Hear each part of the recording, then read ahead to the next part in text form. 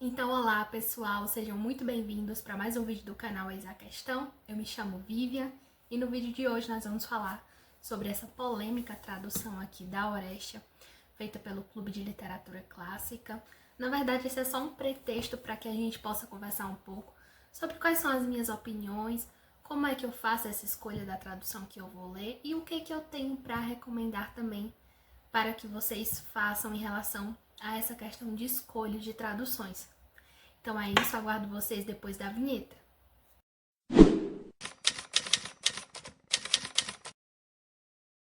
Bom, caso você não conheça aqui essa edição é do Clube de Literatura Clássica, que é um clube por assinatura, você assina e todo mês você recebe um box na sua casa. Enfim, por que essa tradução é tão polêmica, né? Se você entrar aí na época mesmo que esse livro foi lançado e até hoje as pessoas ainda criticam demais essa tradução. E muitas delas falam que até deixaram de assinar o Clube de Literatura Clássica depois que receberam aqui essa edição na assinatura. E o principal motivo é que ela é uma tradução muito complicada. Realmente é muito complicada. Eu penei bastante para ler a Orestia aqui nessa edição. Realmente li porque era a edição que eu tinha, né? Eu já tinha adquirido, não conhecia a tradução. Não tinha outra edição aqui disponível para eu ler. Já tinha iniciado e não queria deixar a leitura no meio do caminho. Então, realmente, eu finalizei. Fui pesquisando, aquele trabalho que a gente tem que ter quando a tradução é complicada. E o que acontece? Qual é a minha opinião em relação a essa questão de tradução? Toda tradução ela tem que ser fácil, toda tradução ela tem que ser feita no português de fácil compreensão, no português contemporâneo. Enfim, a minha opinião é a seguinte, e inclusive é um fato que não existe tradução perfeita, não existe uma tradução que você vai pegar. Essa aqui é a tradução que chegou a 100% do original. Não tem como. Se você quer ler Ésquilo, você tem que ler em grego. Se você quer ler a Orestia e não perder nada, se você quer ler a Orestia e não ter nenhuma adaptação, nenhuma preferência de um terceiro, você vai ter que aprender grego e você vai ter que ler no original. E muitas vezes você pode até ler no original e acabar perdendo muita coisa, porque esse livro foi escrito há séculos atrás e o que eles tinham de entendimento há séculos atrás pode já não ser tão compreensível para você no mundo atual, mesmo você entendendo ali a gramática, mesmo você entendendo ali o que está escrito. Então, eu acredito que o primeiro ponto é que você não pode ficar muito bitolado assim em escolher a melhor tradução, em procurar sempre uma tradução perfeita. Toda tradução ela é imperfeita. E a tradução, ela é uma escolha. Ela é uma escolha tanto por parte do tradutor, como ela é uma escolha por parte do leitor. Por quê? Porque, como eu disse para vocês, sempre se há de perder alguma coisa em uma tradução. Quando você opta por uma tradução de mais fácil compreensão, pode ser que você perca muito dos efeitos, das metáforas do original. Então você simplifica, mas perde muito do que o autor colocou ali no original. Quando você opta por ser 100% fiel ao original, em colocar mais ou menos ali os mesmos efeitos, em se utilizar de uma linguagem que seja mais parecida com o original, pode ser que você perca no entendimento, e é o que na maioria das vezes acontece. Então o tradutor ele tem essa escolha a fazer. Ele vai perder o quê? Ele vai perder boa parte dos efeitos da linguagem, das metáforas do original e vai ganhar ali na fácil compreensão do leitor, ou ele vai sacrificar ali aquela compreensão fácil, imediata, para se aproximar cada vez mais do original. E isso também é uma escolha do leitor. Então, se você tem várias traduções disponíveis, você vai ter que fazer a sua escolha. Eu vou pegar aqui uma tradução que ela seja mais fácil de compreender, mas que não seja tão fiel ao original, ou eu vou pegar aqui uma tradução que ela seja mais complicada, mas que ela seja mais fiel. Então, para mim, é isso. No final das contas, tradução é uma escolha. E não é querendo aqui ser relativista. Todas as traduções são boas, depende do ponto de vista, depende de quem vai ler. Não é isso.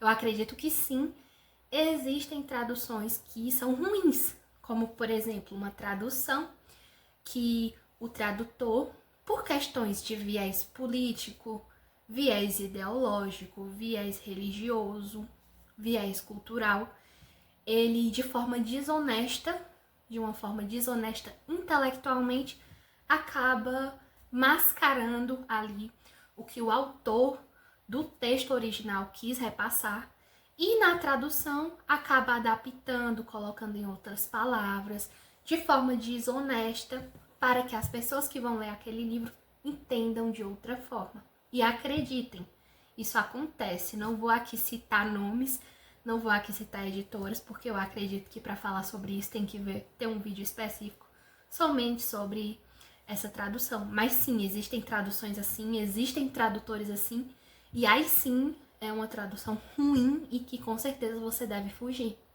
Mas eu tenho um pensamento crítico em relação a essa tendência das pessoas de achar que toda tradução ela tem que ser fácil de compreender. Se ela não é uma tradução fácil de compreender, ela é simplesmente uma tradução ruim que deve ser jogada na lata do lixo.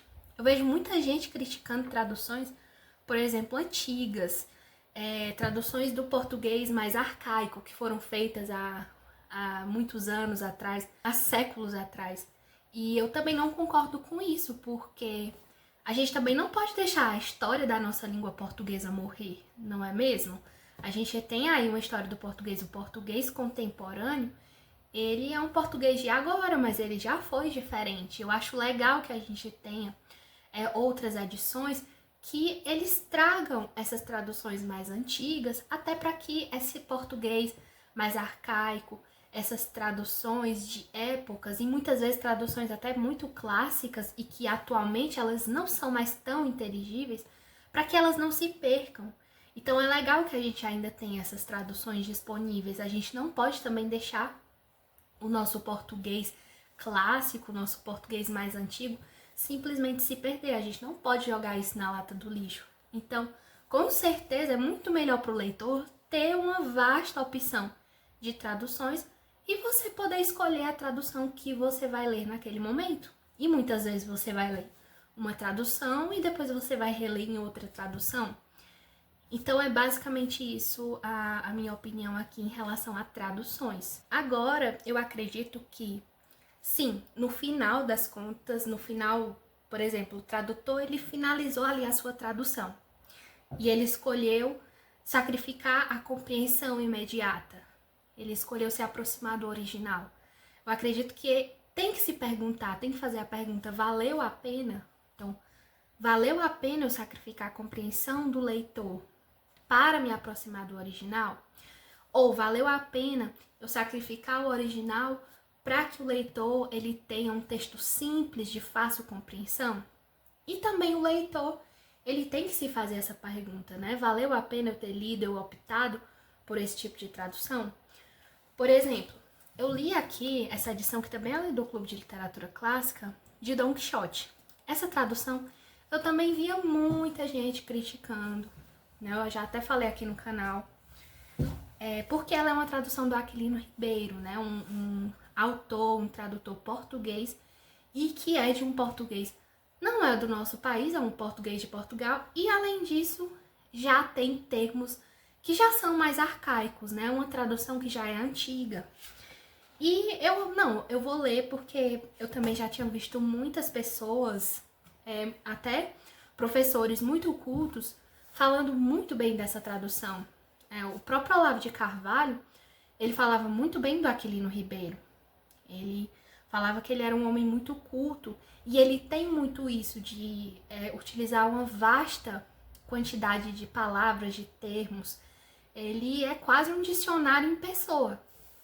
Então eu escolhi sim ler nessa tradução, apesar de ser uma tradução mais difícil. E no final, eu me perguntei, valeu a pena, né? Tive que pesquisar, tive que ler o significado das palavras e o que eu concluí? Valeu muito a pena, porque essa tradução aqui, ela é linda. Como eu já disse aqui no canal, ela é uma tradução que ela vale por si só. É como se ela fosse uma obra de arte à parte de Dom Quixote, que é outra obra de arte. É como se ela fosse uma tradução clássica mesmo, uma tradução clássica de um clássico. Então valeu muito a pena. E o Aquilino Ribeiro, ele pode ter escolhido, quando ele fez essa tradução, sacrificar muito do entendimento do leitor. Mas no final das contas, valeu a pena esse trabalho. Valeu a pena esse sacrifício. Então é isso. A gente tem que se perguntar também muito, tem que se fazer essa pergunta. E aqui, enfim, o livro que nós estávamos conversando, né, a Aurécia. O que eu acho quando eu me pergunto se valeu a pena? Olha, até citando aqui o nome que eu ainda não citei do tradutor, né? O tradutor é o Matheus Alves Rodrigues. O que eu tenho para dizer é que não é uma tradução, assim como a maioria, e como eu disse para vocês, eu não concordo, de você simplesmente pegar e jogar no lixo. Ela é uma tradução que foram feitas escolhas. Existe um porquê por trás de ela ser tão complicada. Que é o quê? Se aproximar do original. Então, ele vai tentar ao máximo produzir os mesmos efeitos. Existem momentos, até aqui a gente tem um texto muito bacana, logo no início feito pelo tradutor, em que ele explica como é que funcionava, como é que eram escritas essas peças das tragédias gregas. Como foi esse processo de tradução, né? Como é que você transfere a estrutura da tragédia grega para a estrutura portuguesa? Existem momentos em que o próprio Ésquilo, ele está ali na peça se utilizando de um tipo de linguagem, por exemplo, de uma linguagem grega mais atual, da época mesmo que ele estava escrevendo. E em outros momentos ele simplesmente escolhe escrever em um grego mais arcaico, que já era antigo para a época em que ele estava escrevendo. E aí você vê aqui que nessa tradução, o tradutor optou por colocar termos mais quinhentistas, né? Termos utilizados pelos nossos autores brasileiros, né, em língua portuguesa, da época do quinhentismo. Então você tá lendo a tradução e você vai olhar aquilo e você vai dizer: mas por que ele escolheu essa palavra se tem a palavra atual na grafia mais conhecida e muito mais fácil de você compreender?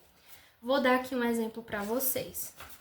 Por exemplo, em vez de estejamos, existem certos momentos que ele fala estemos. Estemos não é mais tão comum. Estemos era um termo muito utilizado por esses autores quinhentistas. Outro exemplo que ele cita, no lugar do verbo ter, ele coloca sendo vindo por tendo vindo, né? E aí você pode estranhar isso. E quem tá lendo aquilo ali pode pensar, esse tradutor ele só tá querendo dar uma de erudito. Ele tá querendo dar uma de inteligente, de eu sou culto, sabe? Vocês que não entendem aquilo que eu tô falando. Mas ele teve um porquê.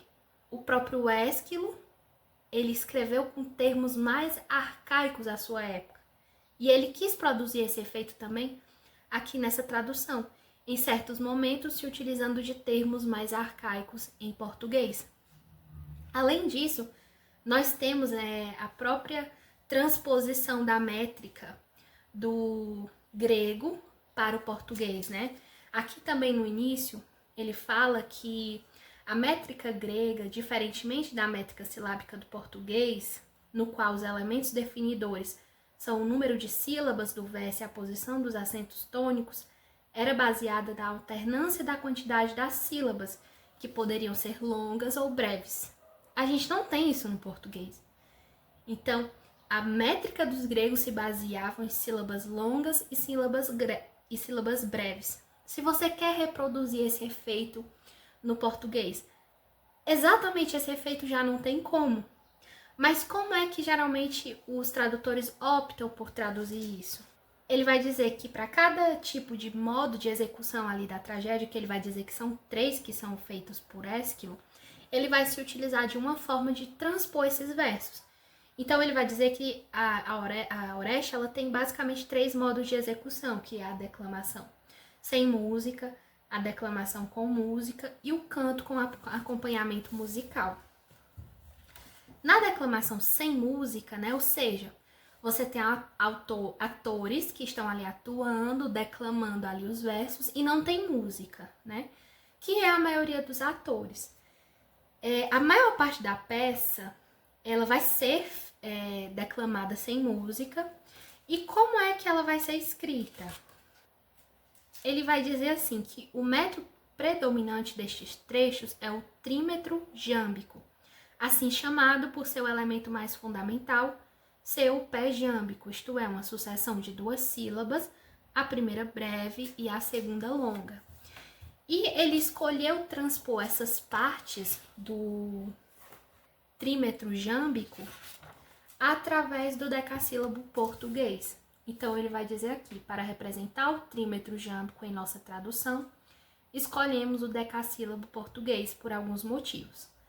Trata-se do verso mais utilizado na poesia culta da língua e dele se serviram vários poetas em obras teatrais de inspiração clássica, a começar por Antônio Ferreira, verdadeiro criador da tragédia em Portugal, com sua Castro, né, que é uma grande obra, uma obra clássica.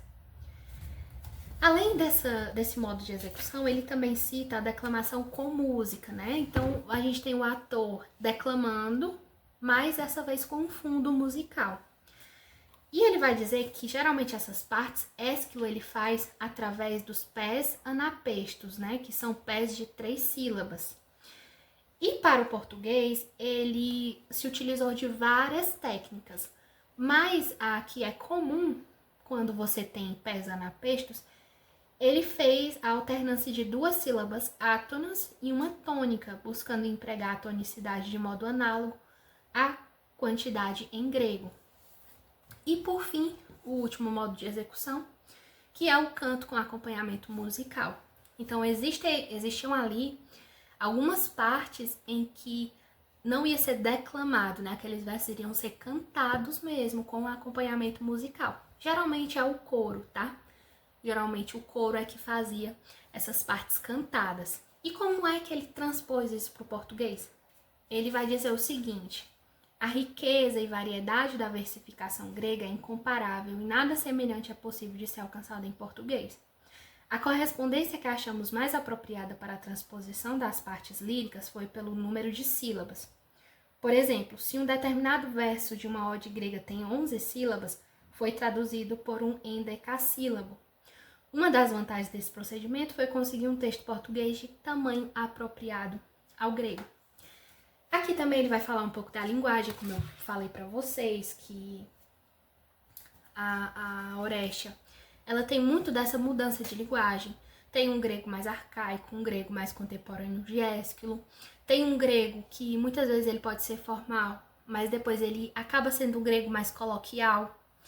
E ele tenta transpor isso também para a linguagem, né, no português. Enfim, eu dei esse resumo aqui para vocês, por quê? Porque a tradução, ela tem um porquê. Eu acho muito complicado esse negócio de você colocar uma tradução, autor na lata do lixo, certo? E, como eu disse para vocês, o autor ele teve um porquê para fazer essa tradução. E aqui, no caso da Orestia, ele fez a escolha de sacrificar a compreensão e tentar se aproximar ao máximo do verso grego, em linguagem, em tamanho, em questão de sílabas, como a gente viu. E aí vocês vão me perguntar, e aí a pergunta final para você como leitora: você acha que valeu a pena isso? Na minha opinião aqui, para a tradução aqui da Orestia, eu achei que não. Por quê? Porque quando você tem esse sacrifício da compreensão, mas você consegue um efeito que traz beleza, quando você consegue um efeito que, mesmo sendo mais difícil de compreender, você ainda consegue manter a fluidez daquele texto, eu acredito que sim, vale a pena, mas aqui não. Aqui ele sacrificou muito da fluidez do texto. Eu tive que parar muito, muito a minha leitura para pesquisar. E o que acontece? Ele também, por tentar manter essa questão de sílabas átonas, tônicas, decassílabos e tentar manter ali o mesmo tamanho, a mesma quantidade de sílabas, ele acaba tendo que optar por algumas palavras que são muito difíceis. E além disso, ele também precisa inverter muito a frase, né? Gramaticalmente até tem um termo que é uma figura de linguagem, não seria figura de linguagem, que é quando você acaba invertendo ali a ordem natural de uma frase e você acaba colocando ali essas palavras em uma ordem que não é tão usual. E ele fez muito. E acaba que muitas vezes durante uma estrofe, além de ter palavras complicadas, a ordem da frase ela tá totalmente invertida. E você simplesmente, às vezes, eu me peguei muito nisso. Quem é o sujeito dessa frase? Ele tá falando de quê? Quem é o sujeito? E às vezes o sujeito estava lá no final de 4 versos, e ele estava lá, e você leu várias coisas dele, e assim, fica muito complicado, né? Então acredito que sacrificou muito da fluidez da leitura e não preservou assim uma beleza. Como, por exemplo, foi o que eu falei pra vocês, por exemplo, na tradução da Ilíada. Eu tenho um vídeo aqui falando do Trajano Vieira, que apesar de ser uma tradução também um pouquinho complicada e você ter que ficar ali pesquisando, e o Trajano Vieira gostar de neologismos, gostar, etc., eu ainda achei uma tradução muito bonita. Preserva uma beleza e preserva ainda uma fluidez, o que eu não achei que foi mantido aqui. Mas, afinal das contas, como eu disse para vocês, tradução é questão de escolha. E essa tradução aqui é uma tradução que se aproxima muito do original. Então, talvez, se eu soubesse que essa tradução seria assim, eu teria pego uma tradução mais simples, como a gente tem aí disponível, se eu não me engano, da Iluminuras, inclusive de um preço bem mais acessível. Lido primeiro nessa tradução, para entender de fato a história, para entender o conteúdo sem tanta dificuldade, e depois pegar o livro e ler aqui a edição da Aurestia nessa tradução, para tentar pegar mais ali do original, os efeitos, essa variação de linguagem, essas metáforas que muitas vezes nessas traduções de linguagem simples, elas são resumidas demais, simplificadas demais. E eu acho que assim valeria muito mais a pena. Só que, como eu disse para vocês, foi uma questão de escolha do tradutor. Então, foi um erro? Ele escolheu isso, né? Eu acredito que o que a gente pode dizer que foi um erro não foi a tradução em si, mas a escolha do Clube de Literatura Clássica por ter colocado esse tipo de tradução no catálogo deles. Porque você vê, a maior parte dos assinantes de um clube de literatura, não só do Clube de Literatura Clássica, eles vão ter contato com aquela obra pela primeira vez, naquela edição.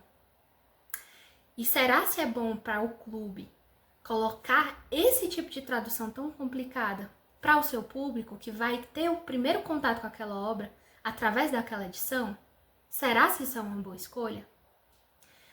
E, além disso, é um clube por assinatura. Você paga primeiro, depois você recebe. Será se é correto você colocar uma tradução dessas, complicada, para uma pessoa que ela já pagou e depois ela não vai ter como dizer: eu não quero, não gostei, pegue de volta e me dê o meu dinheiro de volta? Então, assim, eu acredito que um clube, ele tem sempre que optar por traduções que possam abranger um público maior, que o público ele possa compreender melhor. Não fazer traduções muito adaptadas, também traduções sem qualidade.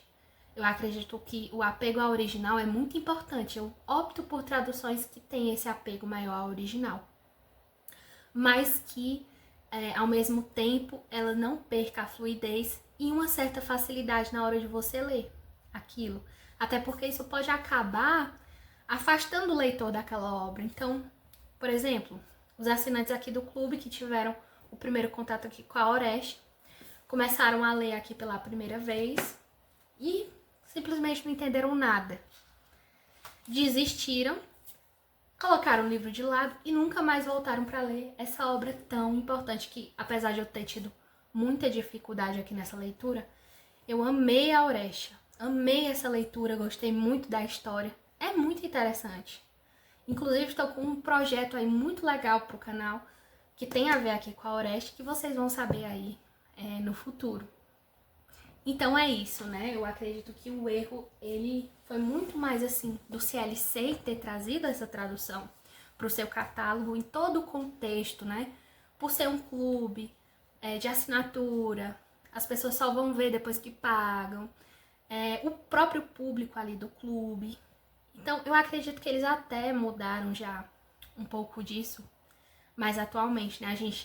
Eu tenho notado que as edições mais atuais, elas têm também traduções feitas pelo próprio clube, que era uma crítica que o clube utilizava muito de traduções de domínio público, como aqui no Don Quixote, né? E também ele vem trazendo traduções, até agora do que eu li, desses livros mais atuais, que estão mais compreensíveis, são mais fáceis para esse público que vai ter o contato com aquela obra pela primeira vez. Mas o que eu posso lhe recomendar em relação a traduções? Resumindo, não fique bitolado querendo a tradução perfeita, porque não tem tradução perfeita. E se você pode começar com uma tradução confiável, que seja mais fácil de compreender, principalmente essas obras gregas, obras clássicas, é sempre bom optar por elas numa primeira leitura.